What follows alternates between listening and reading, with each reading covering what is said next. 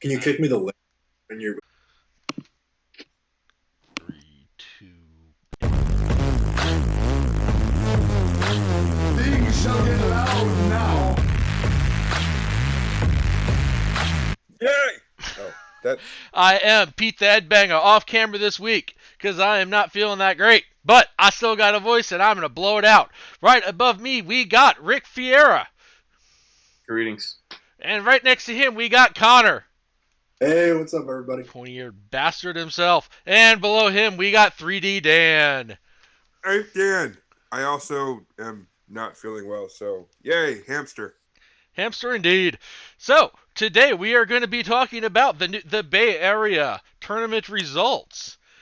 Shiny changes. We're going to be talking about army standings. We're going to be talking about sisters and custodies and those big stompy fucking robots that will never go away. Never, never, ever. Never. That would be knights, specifically the chaos kind today.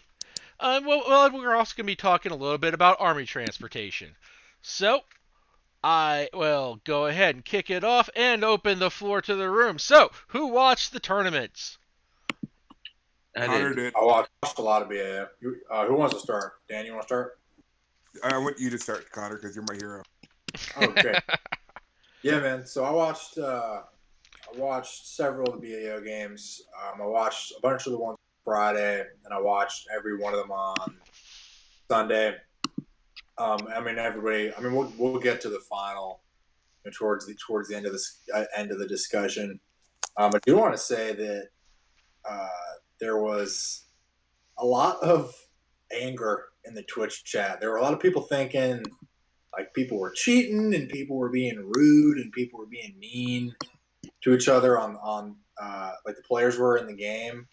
And then I listened to some interviews with guys on other podcasts, and they were like, "Yeah, no, none of that was. Everything was like totally fine in person." So that was interesting to watch because I too thought I was sensing some like animosity between players, and it looked like maybe people were like moving stuff too far. But then I was thinking about how like a Warhammer game actually is, and sometimes you like nudge models. So that's kind of get that out of the way. That was like a weird public backlash that I noticed, but yeah, really strong games, really strong lists. I think my favorite game that I watched was probably the one between Jim Vessel and Junior. I'm gonna butcher his last name. It's like Aflehi or something like that. I apologize if you ever listen to this, Junior. Um, that really looked like Junior was gonna stomp Jim Vessel.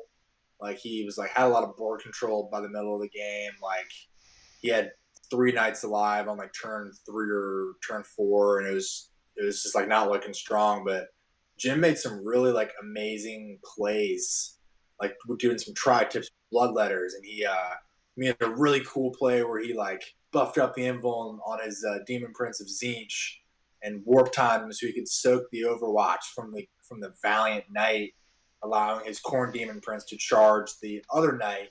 And he ended up whiffing with the Corn Demon Prince, not quite killing it. But I think that was where the momentum started to shift in Jim's favor. Because after that, he was kind of able to just like really just like grind it out and just like get hold more, like squeak out, kill more, get recons or whatever his secondaries were. So that was probably my favorite game to watch as like a competitive player. And then the most entertaining game was probably Jeff Robinson versus Don Hewson. I know everybody was a lot of people in this group in particular were pretty stoked about Don Houston's list, the big, weird, like, monster mash. And he just ended up getting totally dick stomped by Jeff Robinson. Yep. Which sucked, for Don, because Don's a cool guy. But it was entertaining because they were both, like they know each other from having played together last year, I assume. And there was just, like, a lot of jokes going back and forth, a lot of humor that I appreciated. Yeah. But it was real. The stream quality was amazing. Yeah. And the consistency of like having all the games streamed and the connection was good. And Peter Calissimo, also known as the Falcon from 40kstats.com, was a really good announcer. So just like hats off to those guys for the awesome streams that they do. And it was really fun tournament to watch, man. Really happy that. Yeah, for sure. So I've probably watched 5 live stream games in my life, ever. I know that sounds weird, I've watched a lot of battle reports later, but I've watched 3 of them this time, and my favorite game was the last one, which was the Jeff and Jim game. That had a lot of back and forth. And the Don game with Jeff was just so brutal. Don's list doesn't necessarily need to go first, but it was pretty much all the different circumstances was lined up against him. Had a long deployment, and he had a list that could not only fall back and shoot, but had longer range than he did. Yep. So, Yep. Which game did you like the most, Rick? I know you were excited about. So I watched Don 2 times. I watched him. I forget the first fellow's name, but and then I watched him play Robinson as well. I liked his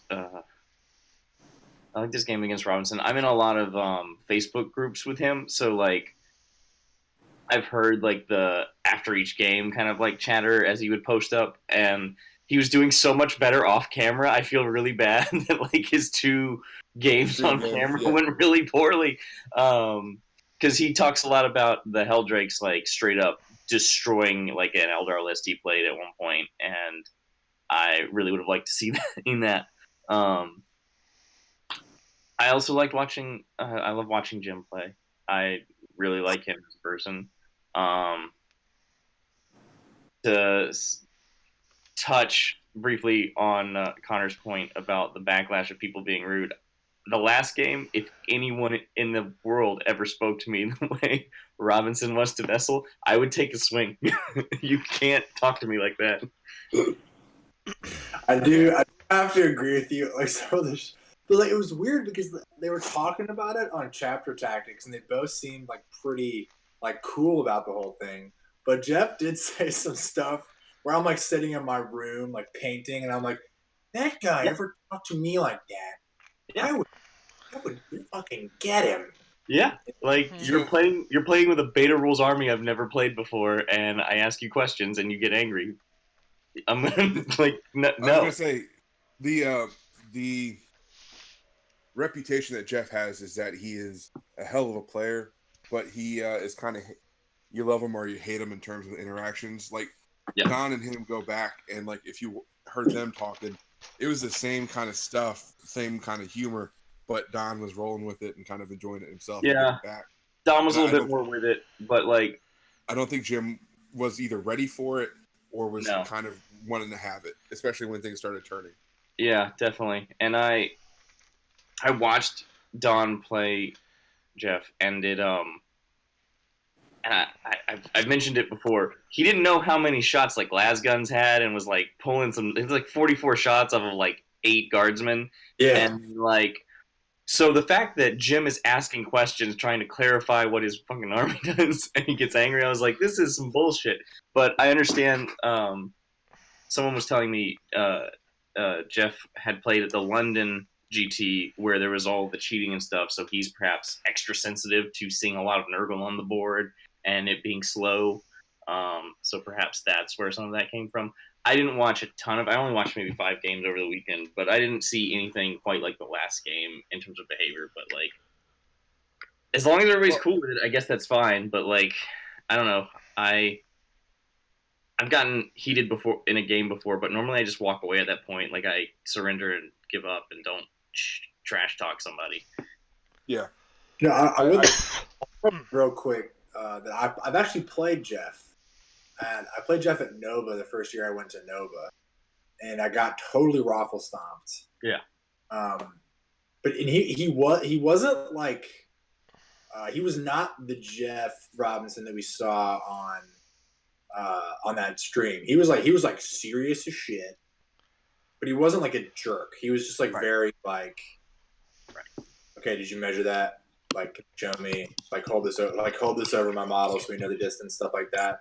He was cool and nice, and I saw him later at the tournament. He was like, hey, he was like perfectly friendly. Right. Yeah, so, I'm sure he's a fine dude. Like no, I think it really is just flavor in terms of like either you like that or you vibe with it or you don't. I was it on Signals from the Front, another podcast. where they had him on. I believe they were talking about how Alex Harrison, of all people, was chiming off in the Twitch chat. Like, you guys should not, be doing that and be more careful because people are watching. It's like, come on, bro. It's wild. Yeah, but anyways. Yeah, that's not the point. Like, they were great players. I think. Yeah, I think it was a great game. I think all the games were really great. I think this was the first time that we had such an intense viewership of something like this, because this is the defining moment of like the post FAQ CA meta. Like, this is what's going to show up at Nova. Where is the meta? This is the event that was sort of going to define that. And I guess there was a lot more scrutiny, and perhaps as a community we didn't realize that trash talking and being aggressive and like the mind game social component of 40K was as prevalent at the competitive level. Oh yeah.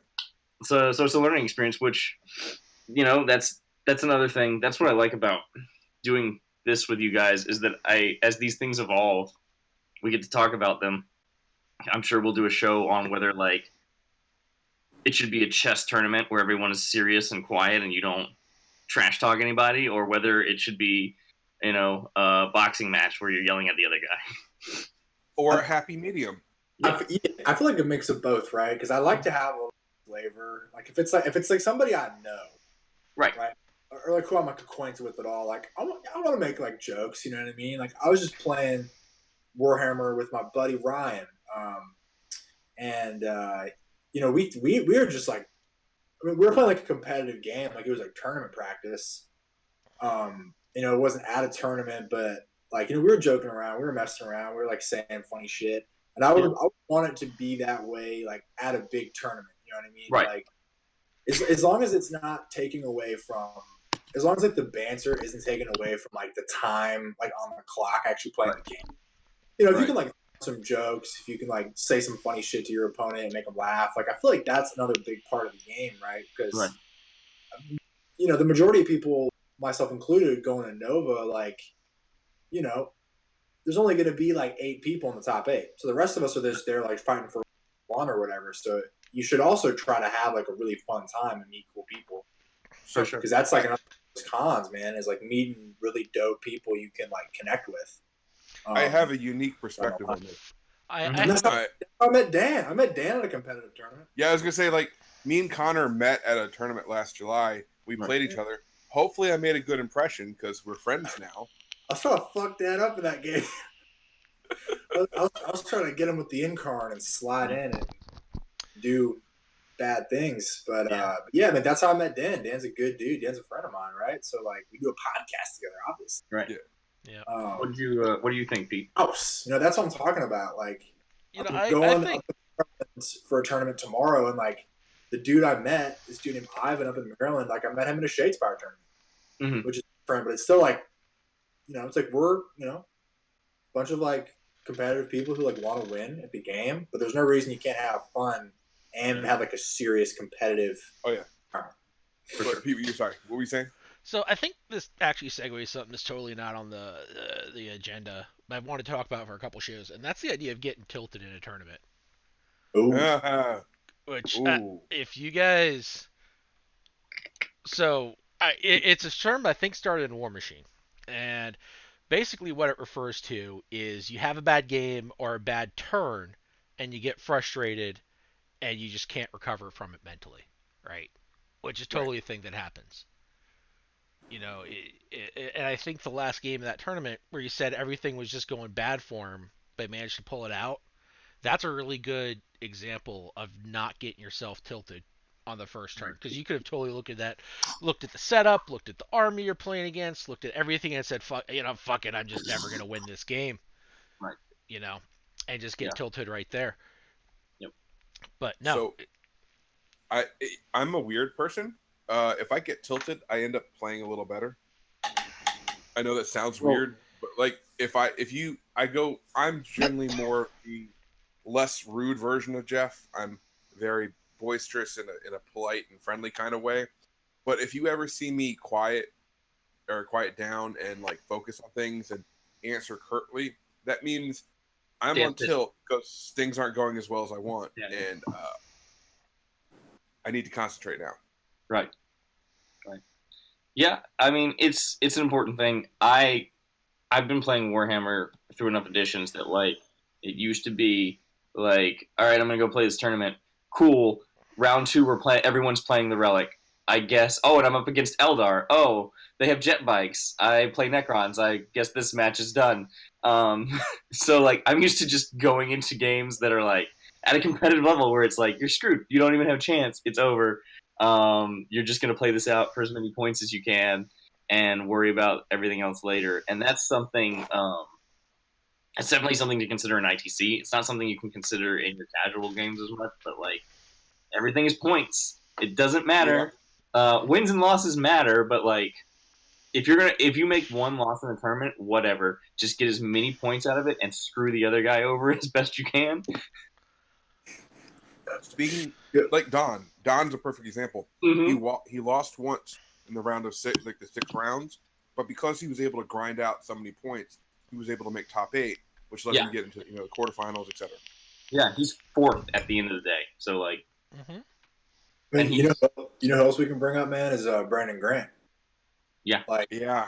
I watched part of the game today, just trying to refresh myself on the events of it. But like the LVO finals, right? The talk of that, like, and I haven't watched it in a couple months, right? But the talk of what everyone always mentions about that game is like it looked like he was going to lose, right? And he ends up pulling the game out like on like ground control on turn 6 with guardsmen. Like that's a dude who like he's playing like the super duper boogeyman list, which before the FAQ was like double shooting scatter bikes and 6 flyers. And he's playing guard with the Castellans. We had a boogeyman list too. But like all the word on the street about that game is like it looked like he was down. It looked like he was down. It looked like he was down.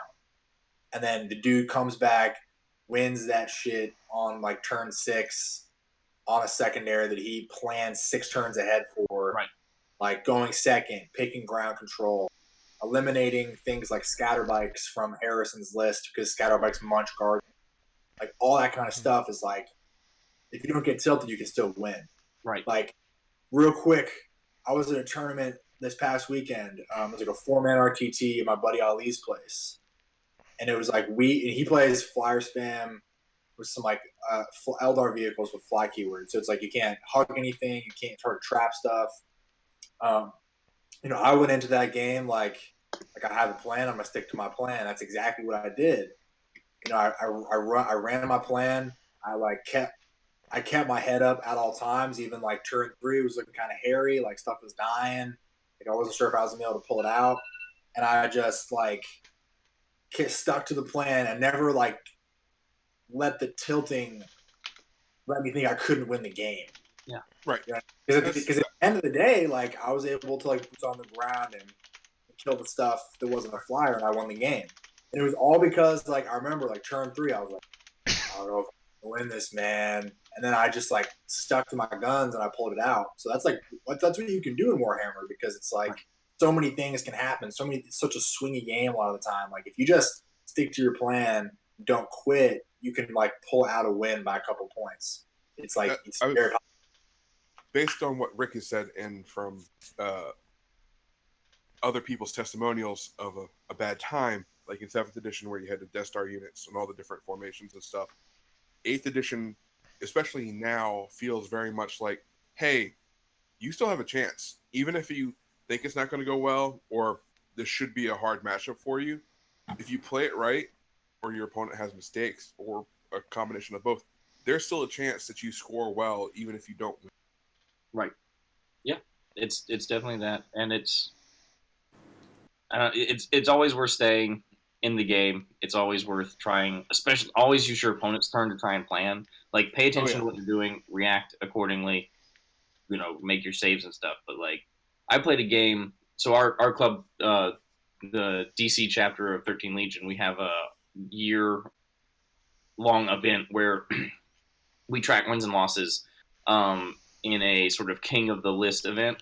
And I only joined because my friend Ben, Dan's also friends with Ben, had held it for so long. that I thought, well, I'm gonna throw my hat in and see if I can knock the king down, get the ball back in motion a bit.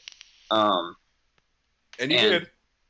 yeah, he plays Dark Eldar, and I play a assault heavy Thousand Suns list that's super fragile. But like during Ben's turn 3, I was laying out dice to like I was measuring stuff. Like I figured out everything I needed to do in my next turn to get on as many like the objectives. Only troops could hold objectives. You needed to kill more people than the other person to get 1 point. Holding much like ITC, holding multiple objectives was worth more points. So I just worked it out. I need to win by 1 point. You only got to win by the 1 point. So I just work. You just work it all out as you go, um, and look to shut people down. So it became a game of killing each other's troops. Really, is where it was going. And I had a full man 30, 30 pink hordes with 4 up invulns, and he had like 2 Cavalite squads, and was like, kind of see where this I is win going. that one. How about you, Pete? Have you ever had a moment where like you needed the green tide to come through because you were tilting a little? Not so much in my orcs. They're a recent pickup. But what was I playing at the time? I was playing Grey Knight Dragonwing back in 5th edition. I Oh think it was man, the first time I went to Nova, and Mhm. it was a 2-day tournament. And like halfway through my first day, I just got very tilted. I played the Guard Leaf Blower list. And I don't know if you remember that list, but that was just a list that was all the tanks in the world, and it was called the Leaf Blower because it just removed the other person's army from the table. And I ended up I couldn't make a 2-up save for my life. And Ooh. I think I was down to like 6 models by turn 2. It was rough. Um, so that I was a little bit tilted on that game, yeah, but that'll tell you.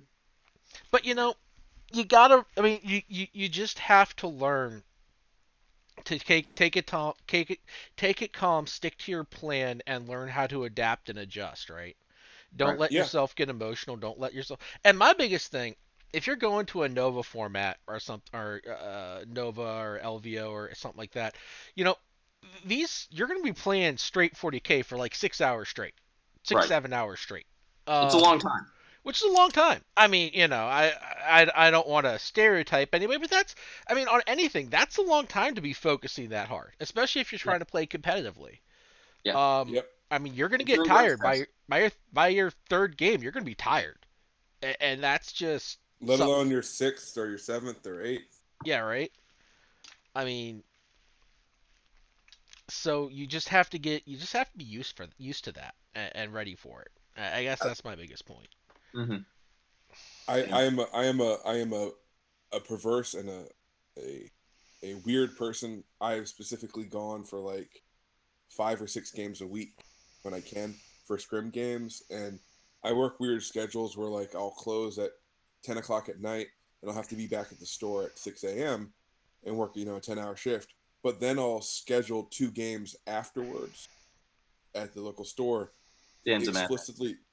I am, but explicitly to try and kind of like also get that feeling because Yeah. that's a second or third day event. I need to know how it feels like I'm on 4 hours of sleep, my feet hurt, my Right. etc. How am I going to handle that stress? Right. Yeah. Hmm. It's always good to think about.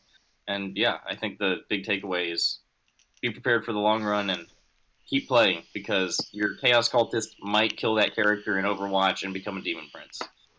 Right. Yes. Well said, Rick. Well said.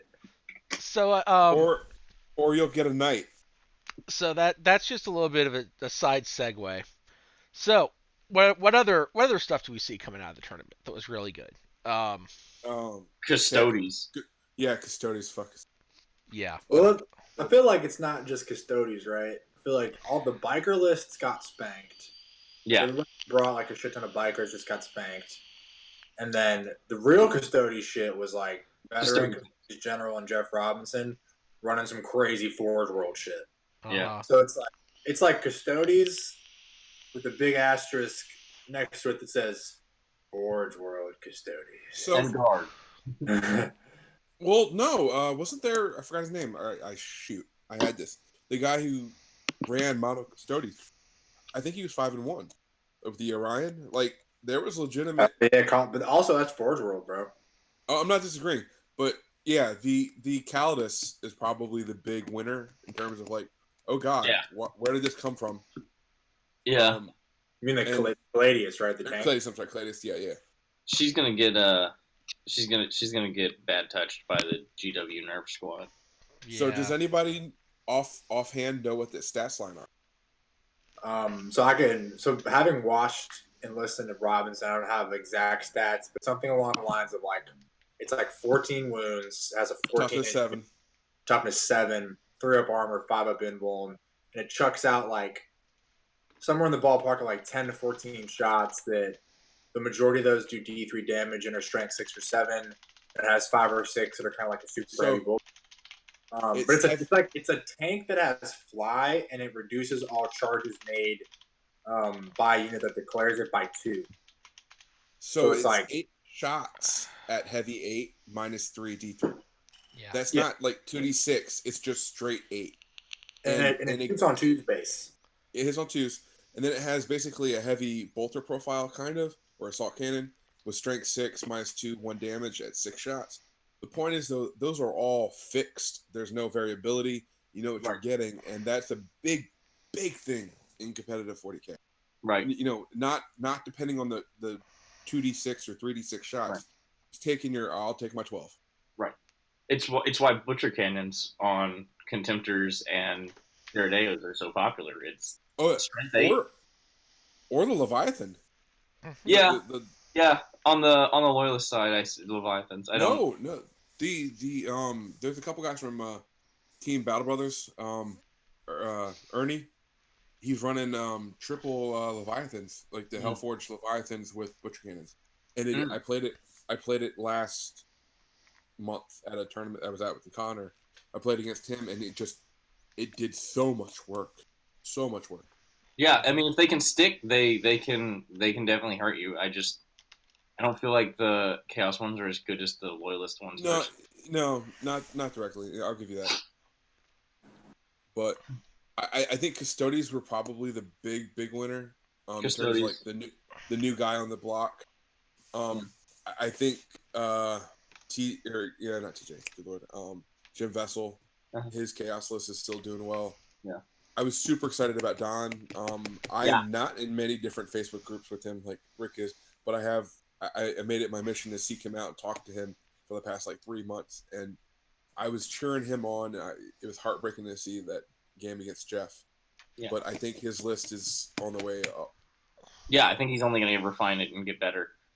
Which, on that point, the other winner in this event, because of Don, are all of the 6th edition Chaos Space Marine players who own 3 Helldrakes. The Hell Turkeys are back. No. I think really quick jump on this Don Husin train. Dude makes cool lists, right? Dude's really good. I think the most impressive thing I saw all weekend was this one moment he had when he was playing Carlos Kaiser, who was running like Custody jet bike spin. And dude runs up the board. Apparently Custodians have a redeploy strat. I didn't know that. Yeah. Mm-hmm. What? That's Eldar. Get out of here. But he redeploys his guys. You boost him up the board. He has like a 10-inch charge to some stuff. And he declares a Helldrake. And Don has like 4 command points or whatever because he's running like 2 heavy support things or whatever it was. Right. He goes, okay, I'm going to spend a command point since you've declared my Helldrake with a Flamer for Demon Forge. And I'm going to re-roll my wounds on my Flamer. And he picked up a bike and Overwatch, and I was like, damn, that is some veteran shit right there. Yeah, Demon Forge. The use of a command point. Now, I was like, hats off to you, Don Husin. Hats off to you. So believe it or not, guys, we actually got a couple followers.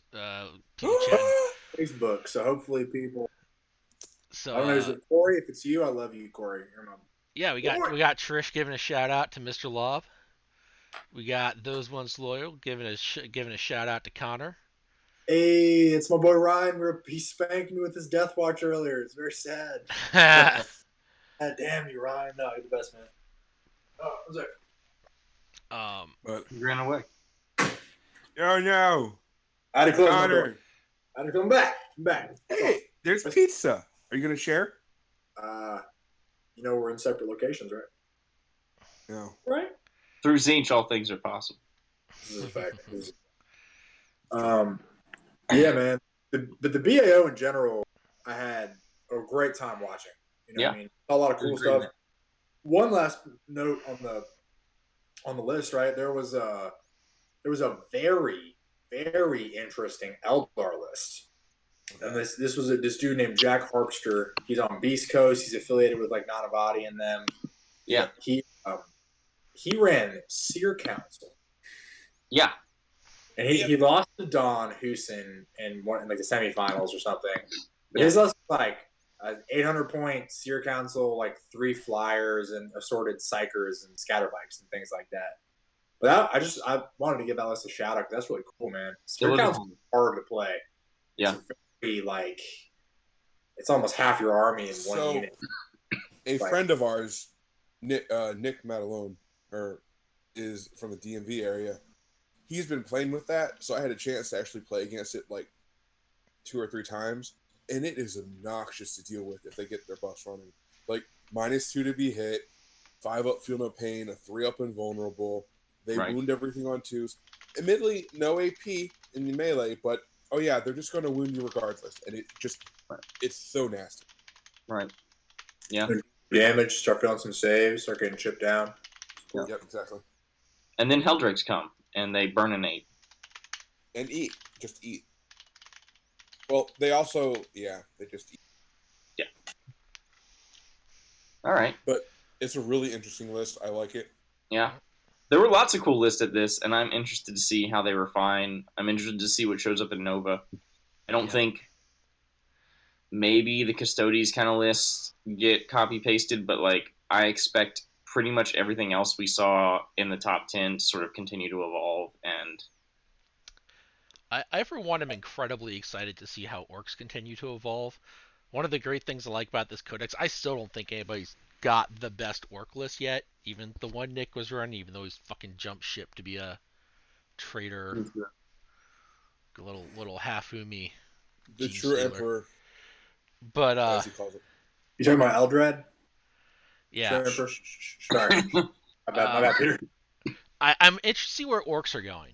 It seems every time there's a major tournament cycle, somebody comes up with a new flavor of orcs that works well. I'm interested to see what comes next.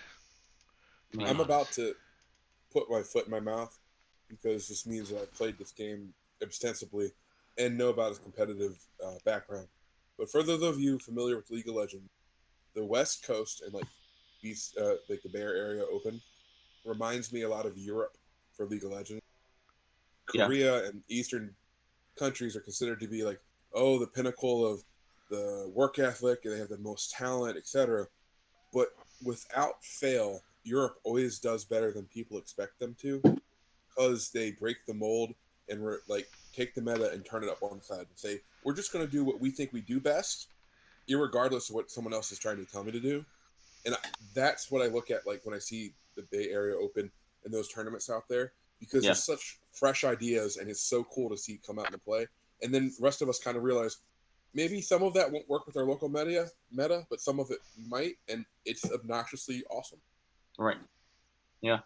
It's the game has opened up, and I feel like it's been doing that since Chapter approved, and finally putting the nail sort of in is the Castellan going to get nerfed question.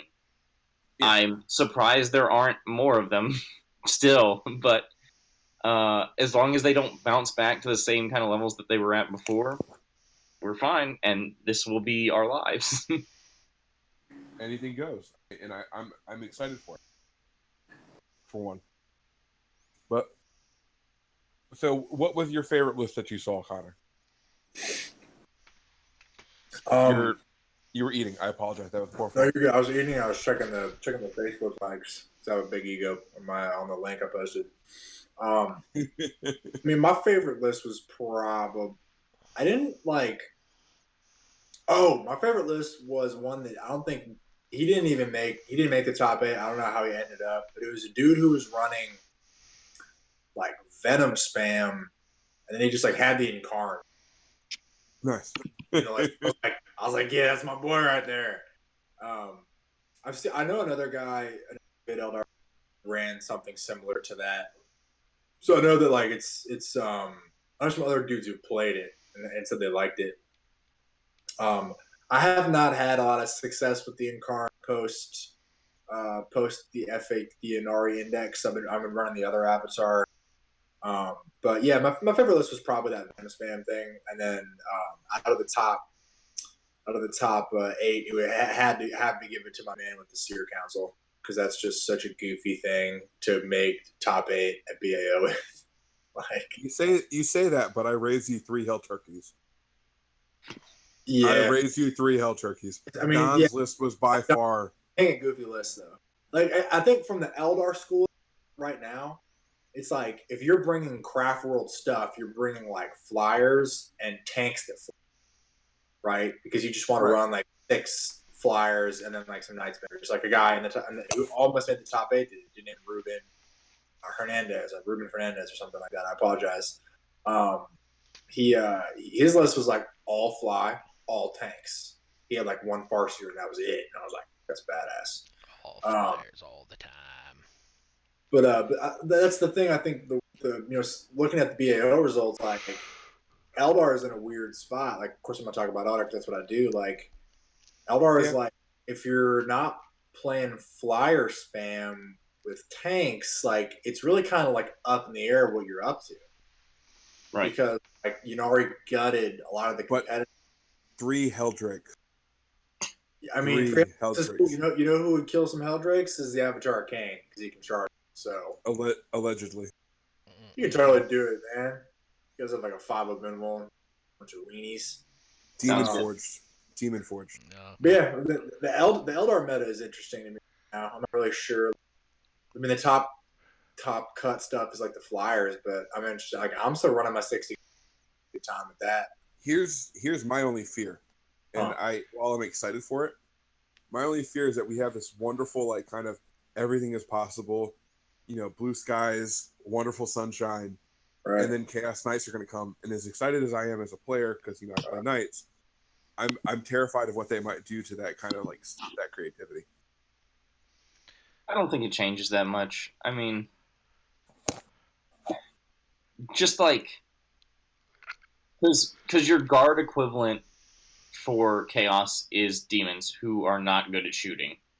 Right. So, I mean, you could go Forge World and do Renegade Guard, but then you're playing even worse guard. Chaos Space Marines are not a sit back and shoot army. Like, you would have to ally Death Guard and bring Plague Burst Crawlers, and I just don't. Or I mean, I'm Judge. sure that's a good list, but I don't know. That it's going to flatten things out the way you would think. I think I'm more concerned about Sisters because, like, if Power Armor is good and it's only good for the Imperium, it could be crushing. Not only is it just power armor, but it's I'm power armor with an obnoxious amount of like anti-psyker. Yeah, I mean, if you can turn off Eldar and Chaos Psychic powers, and then you bring assassins to get rid of their characters, like, okay, Yeah. guess I'm playing Chaos Knights. Oh, they're not as good as Imperial Knights still. I mean, Go ahead, Peter. I think I don't know. We've seen Knights dominating the meta for so long. Honestly, I don't think Chaos Knights are going to have a huge shift. I know they get some different strats and a couple minor changes, but to me, it's really this is the same meta we've been playing for a year now. Eh? Right. Yeah. I mean, effectively, what does this change? Right. I mean, honestly, man, I feel like Imperium is like bold statement right now. I think Imperium is like OP as shit, man. Like, I was playing Death Watch today. Death Watch with assassins is just like fucking Eldar, but they're Imperium and they all have power. Mm-hmm. Like, you know what I mean? Like, a Death Watch veteran squad is just a Guardian squad that has Protect on it. Mhm. Like, everybody has a 3-up pinball. Everybody's shooting a bunch of DACA, and they can make it like AP2 or like AP1 or B30 inches. It's like, that's like a better Guardian squad in a lot of ways. Yeah, Like, not better. It's like the same kind of concept. they're paying more for them. So Tougher, have more bodies. They're paying like 240 points for 10 bodies. Yeah. I mean, but look, think about this though. Like, Eldar squad 190 or 20 with 2 cannons. It's not that far off. For 20 hit points. 22 hit points? But they're but you got your Terminators in there. True, so you have 14 to 22. I mean, but like the math on the Terminators, like 2-up saves, and you have anything crazy just goes to a Storm Shield. Mm-hmm. You know, like for instance, so once a Guardian squad loses its cannons, it is significantly less durable. Fair, that's fair. Mm-hmm. You know what I mean? And like you have to keep on spending CP to give them the invul, and you got to like cast powers on them. You got to do all this extra stuff. Like a Death Watch intercessors or veteran squad, straight out of the box for 240 is like you're not killing them. They're shooting the shit out of you, and they're also OPSEC. You also get free rerolls to wound against stuff. It's crazy. And then you're also and I have a Vindicator, like and I have a Knight. Imperium's got a lot of Yeah. tools. They definitely got stronger recently. I don't think there's been an influx of snipers, which I find frustrating. I can see why it was done, but I'm not sure if that balance is going to get struck right or not for a while. And then Storm Shield shouldn't be 2 points. They just shouldn't. That's what I'm saying. Damn. Yeah.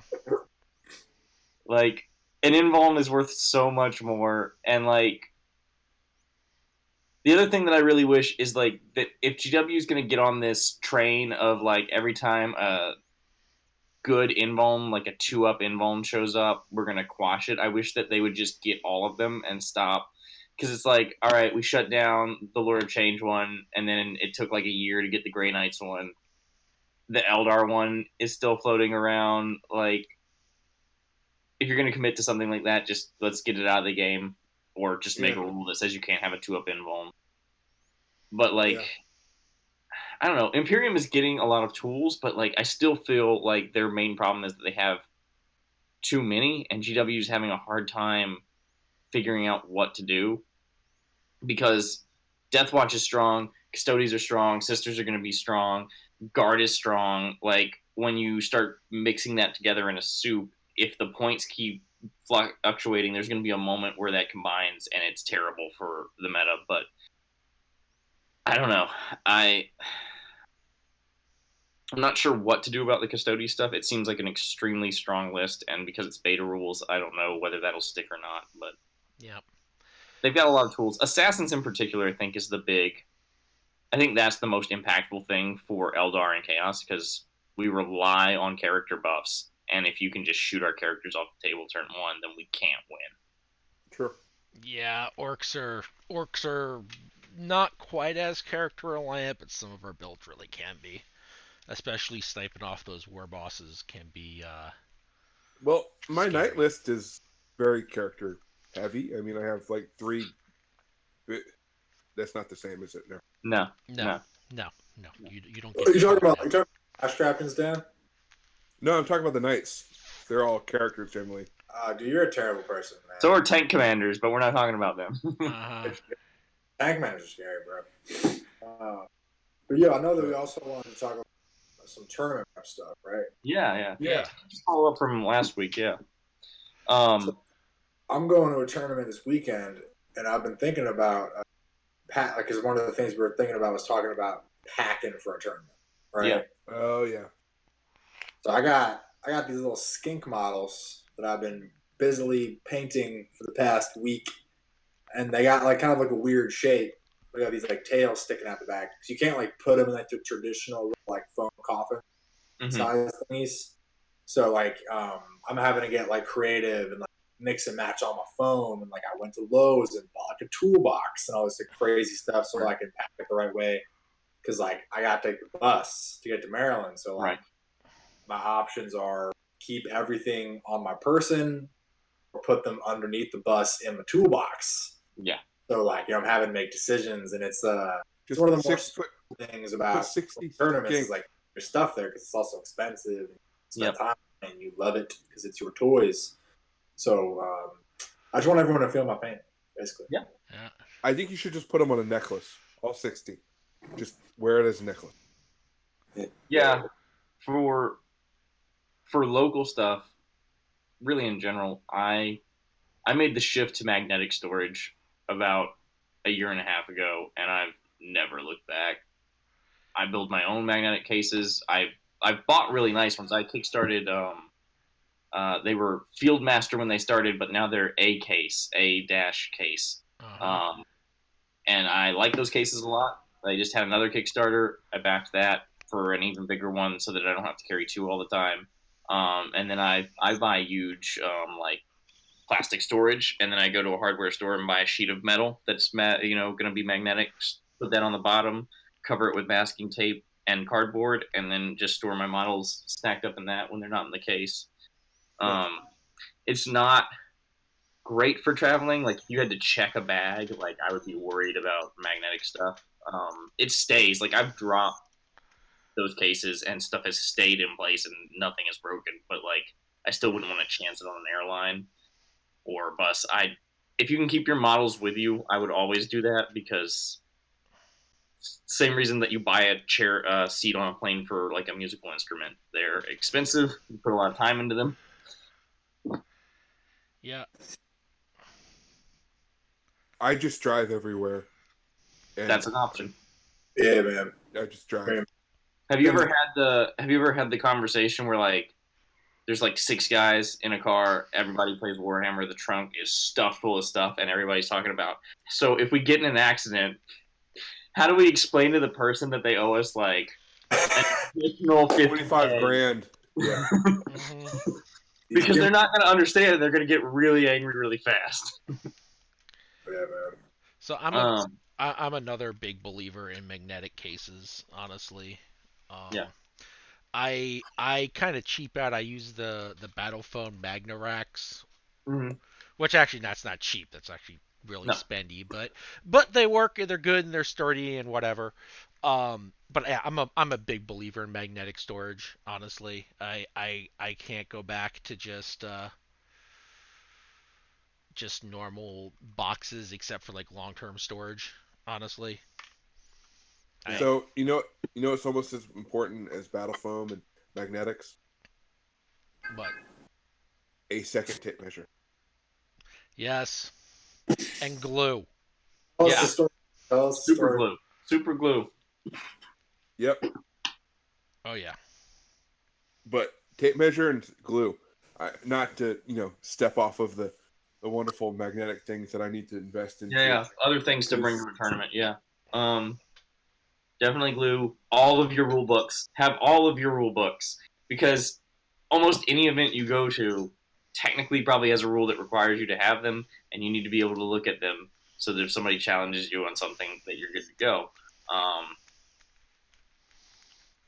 I've had people not bring rule books before to like tournaments I was TOing and stuff, and it's like I have to You're make wrong, a call. man. You have nothing for me.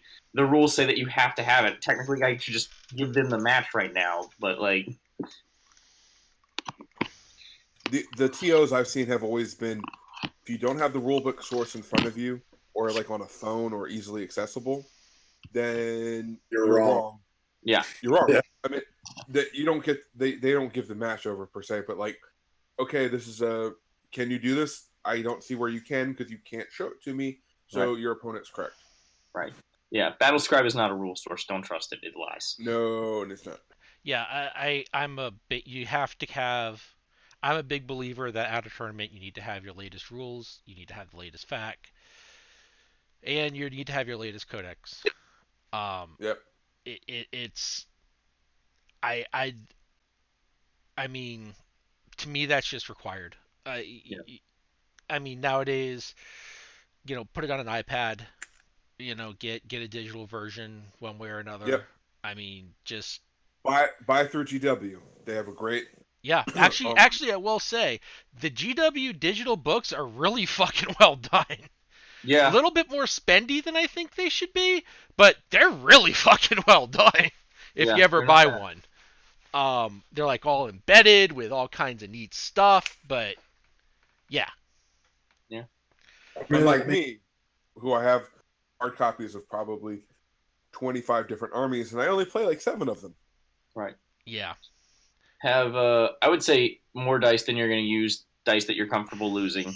Dice that you're comfortable someone else using, because if they ask, you have to let them use them. Um, I don't have to. They're mine. Mine. They cannot touch them. No. The other thing that I really like is I bring blue tack, which is like Ooh. the stuff that you used to use to like your teachers, like when you're in first grade and they hang like the posters on the wall. It's the blue Yeah. crap they'd stick on the wall, because if your model falls off your base and like, or it's like a fine detail point and you don't have time for super glue, or you can't find your super glue, blue tack, Just tack it. done. Yeah. Yeah, because if something's not on its base, that's a big deal sometimes in a tournament. So blue tacking stuff onto a base right there is always good. It's also nice to help other people if you can do that. Putting your name on your stuff is also very important, so that it's easy to figure out whose is whose at the end of the game. Man, another good thing that my buddy Tyler turned to um, is like, if you're going to a tournament game, you're going to be taking score. You're going to be writing down secondaries. You're going to be wanting to keep track of your opponent's score. There's like some serious bookkeeping that comes into a competitive 40K game. So a really nice piece of tech my buddy showed me was a thing called it's called like a boogie board or some shit like that. Yeah, boy. Dude, it's like a little LCD tablet. It's literally $12 on Amazon. It comes with like a pen. Etch a sketch. It's an etch a sketch. Basically an etch a sketch. And you can draw and you can write on it. Like I've been using it for all my games. Like I have my columns for me and my opponent, secondaries and primaries. Like it's you don't lose the pen as easily because you don't want to fucking lose it because it's like part of your set, and you can erase it after every use with the touch of a button. That thing is sick, dude. Because then you're like not messing around like with your pen and your score sheet, and it's just like one little compact thing. I've really been enjoying using that. You can keep it in your hand the whole time, which is good too. So that's what I've been liking for tech. So second tape measure, blue tack, glue, all your books, magnets if you have that magnetic storage, which is superior. I admit it. I need to get it for myself. What else? Writing utensils. I mean, I kind of like did the boogie board, but like make sure you bring your pens just because.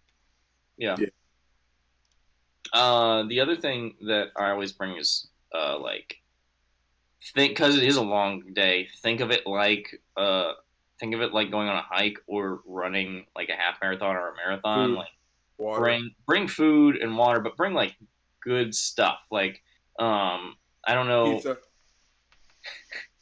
Like I bring water. I bring Gatorade. I try not to drink as much soda during those days. I try to eat like.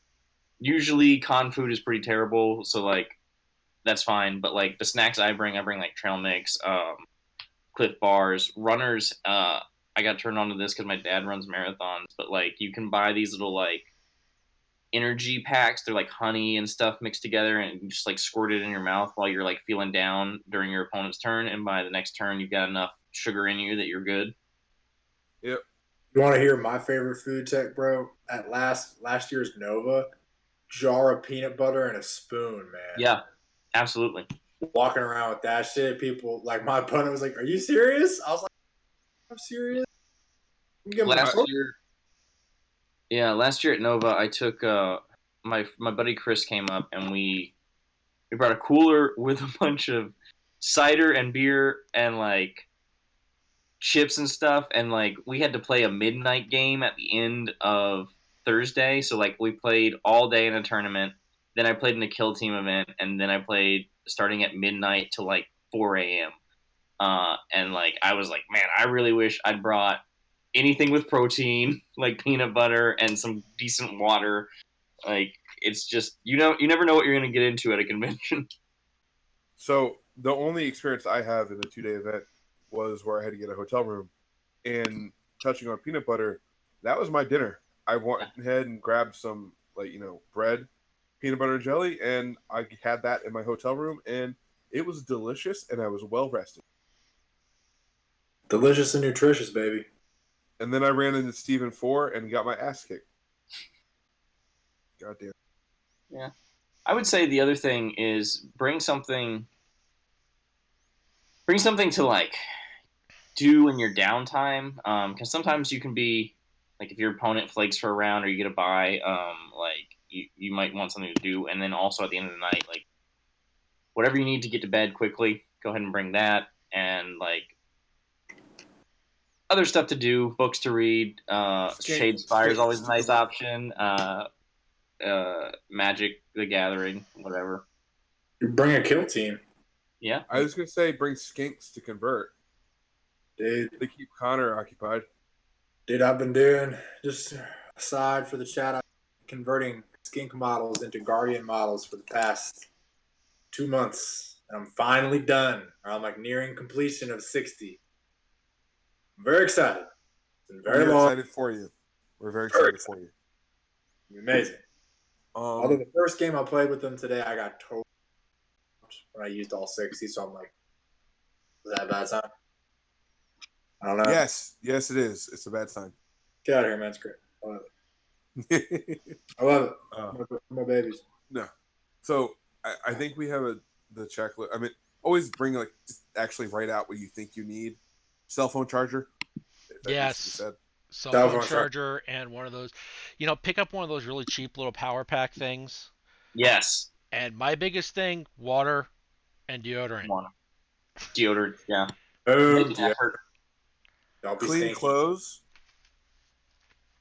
Do clean clothes help too? Yeah. Do we have to say that? We have to say that. Don't we? Like, Rich, do we say that? So I don't know if you guys follow other game systems, and no one really likes to follow Yu-Gi-Oh anymore. But like, they put in their tournament rules hygiene standards, where like they did. Yeah, you can get DQ'd round 1 if you smell. Wow. Honestly, I'd support that. Slow clap. Fuck out of that, man. That's amazing. I support that. Yeah. So, I mean, bro, I'm not gonna lie, man. I was 13. I was gross. I feel like I'm not trying to stereotype you. It's totally off base. Being dick. I've never been gross. I'm a nice player. I don't know what the demographic is for Yu-Gi-Oh players, but if it's a lot of like teenagers, damn. Yeah. I'm a night player. I'm impeccable.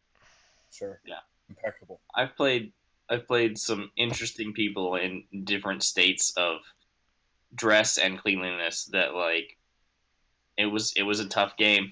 It's like you're a nice person and I'm sorry, but like you smell terrible and I don't want to be here. This is already hard. Speaking of that, what is anybody going to any tournaments in the next week or two? Anything fun? Or Rick, or Peter? Yeah. Peter? Well, I mean, Hazard's got a slow grow league for Sigmar going on right now, but no, I'm not. No big 40K tournaments in the next week for me.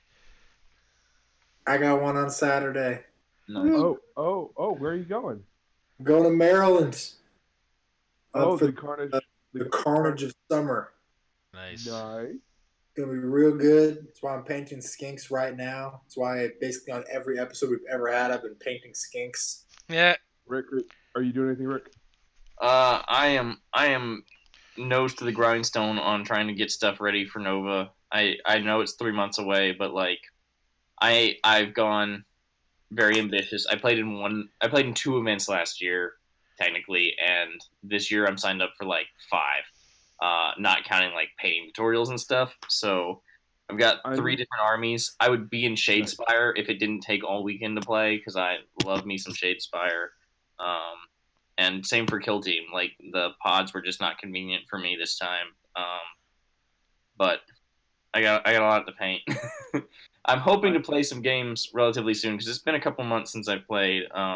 If I can get Don's list together here. I would like to take a practice run at it, maybe in 2 weeks.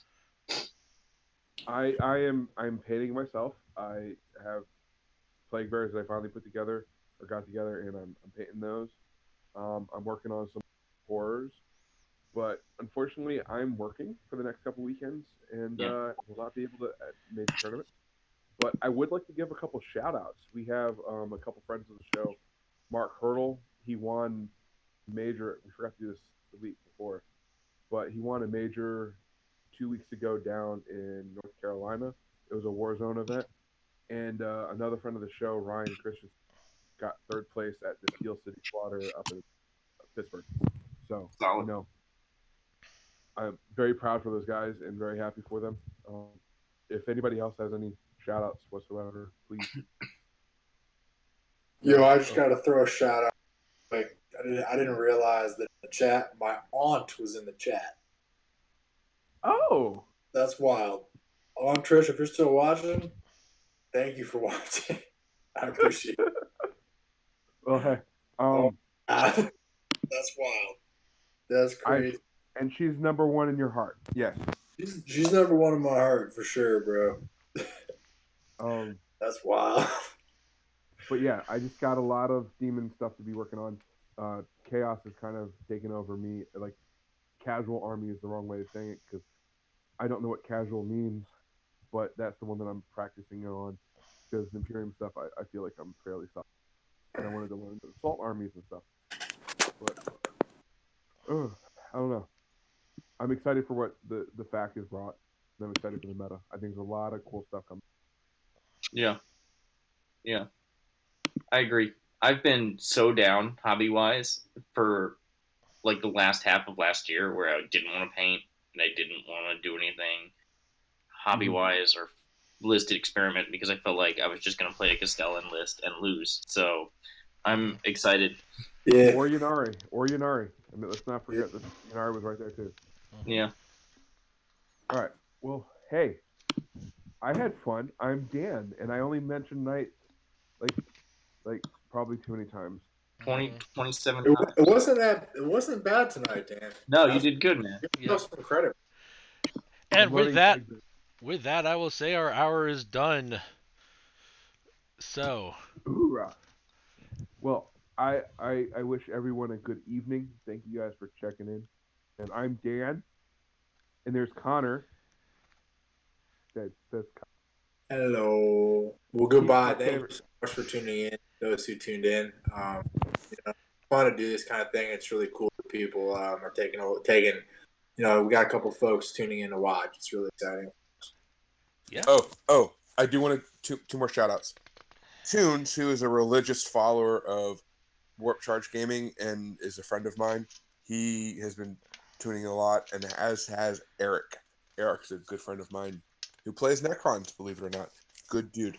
He's a filthy player. Good dude. Absolutely. I am going to say good evening, everybody, and have a wonderful night, and have a good week. May your dice come up sixes and your opponents come up ones. This is Pete the Headbanger signing off. Keep climbing, guys. Keep climbing. All right, guys. Thanks a lot. Night.